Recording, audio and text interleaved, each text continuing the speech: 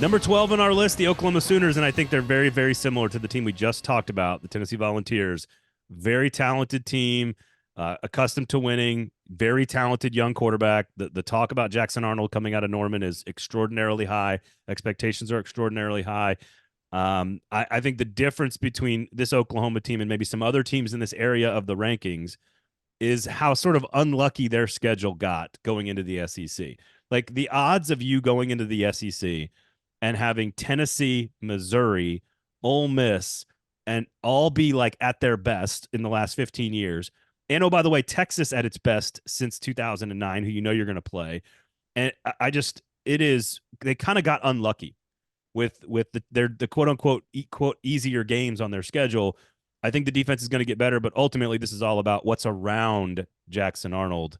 It's all new for Oklahoma. The offensive line for Oklahoma is probably my biggest concern for this year. I don't have a ton of concerns about Jackson Arnold. I know he was up and down in the bowl game against Arizona.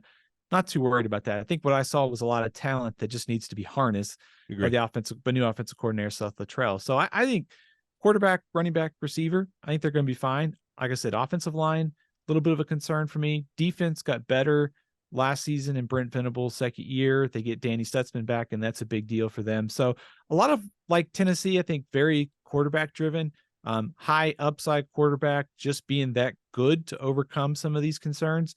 You also mentioned their schedule closing in the month of November with Missouri on the road, Alabama and LSU on the road for Oklahoma. So very difficult schedule.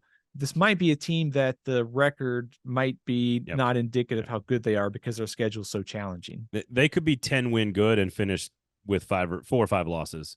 Yes. And the only good news for that schedule is that if you look at Ole Miss and Tennessee and Missouri and LSU, they all are very challenging teams, very good teams, but offense is their strength. And the defense might be where Oklahoma can balance that fight out a little bit this year. So we'll see. Development along the defensive line is key. We'll see what Zach Alley can do at defensive coordinator. I think Luttrell is, I don't think he's an upgrade on Jeff Lebby, but I think he is so experienced that I think he's that they're not going to see too much drop off there. But it's all about Arnold. It's just like Tennessee with Nico. It's all about Arnold. If he hits his marks and is a superstar, this is a playoff team. If not, it's 1 year and build, and then next year they're a playoff team, 2025. So there you go.